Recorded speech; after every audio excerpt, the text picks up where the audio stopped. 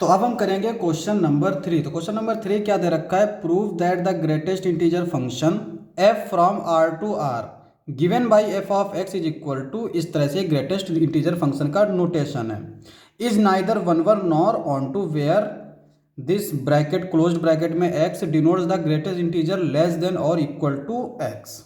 यहाँ पे पहले हम इस फंक्शन को समझ लेते हैं। इसका मतलब होता है जैसे ये ग्रेटेस्ट इंटीजर फंक्शन दे रखा है, अगर हम कोई इंटीजर रख रहे हैं एक्स की जगह पर तब तो ये हमें इंटीजर ही देगा, जैसे हमने कोई भी इंटीजर रखा।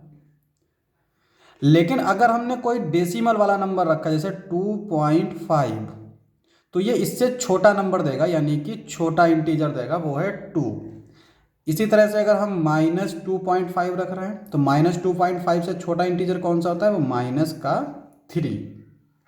अब एक चीज़ देखो, जैसे यहाँ पे 2.5 दे रखा है और आंसर जो आता है वो 2 आता है, लेकिन फिर भी हम इसको ग्रेटेस्ट इंटीजर फंक्शन क्यों बोलते हैं, क्योंकि यहाँ पे तो लेस हो रहा है तो लेस इंटीजर बोलना चाहिए। यहाँ पे इसका मतलब ये होता है, इसलिए 2.5 है, 2.5 से छोटे कितने इंटीजर होंगे, 2.5 से पहला जो छोटा इंटीजर होगा 2, 1, 0, -1, इस तरह के इंटीजर होंगे।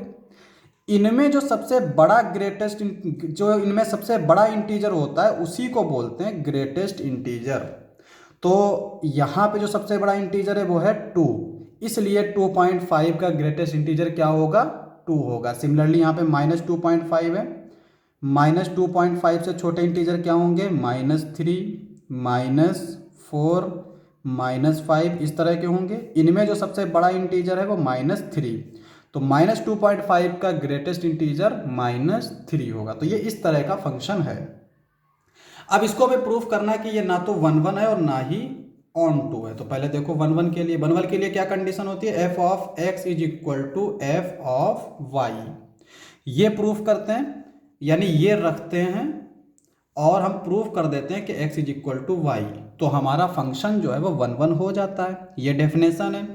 अब यहाँ पर अगर हम कंडीशन देखें तो यहाँ पे f ऑफ 2.5 ये क्या होगा, ग्रेटेस्ट इंटीजर 2.5 यानी कि 2 आएगा।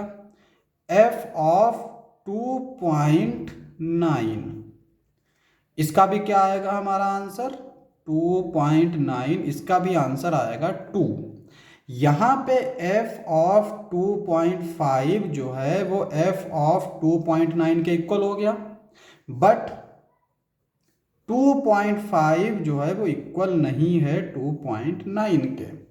यहाँ पे हम क्या कहता है कि f ऑफ x अगर f ऑफ y के इक्वल है तो ये इंप्लाई करना चाहिए कि x is equal to y. यहाँ पे हमने देखा कि f ऑफ x जो है वो f ऑफ y के इक्वल तो है, लेकिन x जो है वो y के इक्वल नहीं है। इसका मतलब ये हुआ कि f इज नॉट 1 1। अब हम बात करते हैं ऑन टू की। ऑन टू के लिए क्या होता है, f ऑफ x को हम y मान लेते हैं for any y belongs to codomain. कोई भी कोडोमेन के एलिमेंट के लिए हमें हमेशा डोमेन में एक एलिमेंट मिलना चाहिए, तब हम बोलेंगे कि फंक्शन हमारा ऑन टू है।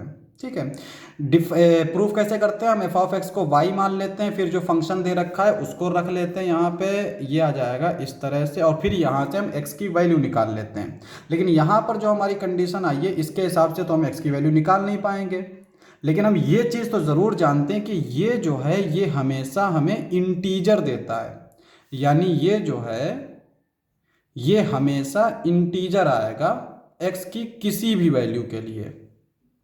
ठीक है, अब यहाँ पे जो कोडोमेन दे रखा है वो r दे रखा है, यानी y जो है वो हमारा r में बिलोंग करता है। तो इसका मतलब ये हुआ कि y के हर एक एलिमेंट के लिए हमें मॉड x मिलना चाहिए डोमेन में।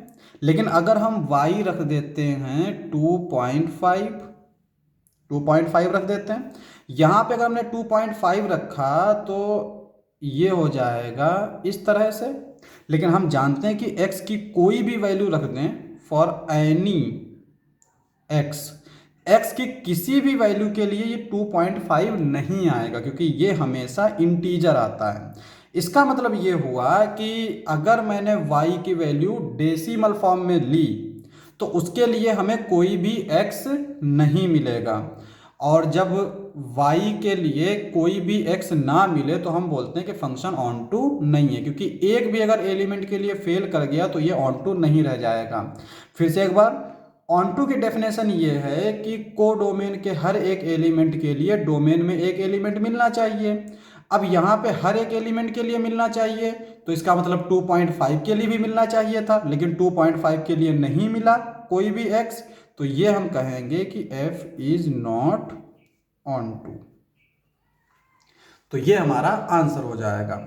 उसके बाद में हमसे कुछ कह रहा है, उसके बाद में हमसे कुछ नहीं कह रहा है। क्वेश्चन समाप्त। नेक्स्ट लेक्चर में करेंगे नेक्स्ट क्वेश्चंस। आज के लिए बस इतना ही।